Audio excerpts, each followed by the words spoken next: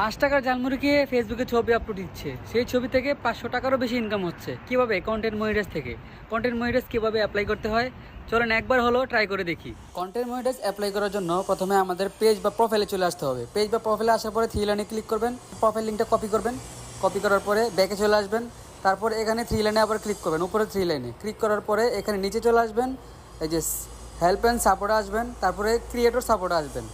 নিচে দেখতে পাবেন ক্রিয়েটর সাপোর্ট 2 নম্বরে রয়েছে। নিচে দেখতে পাবেন যে মনিটাইজেশনে ক্লিক করবেন।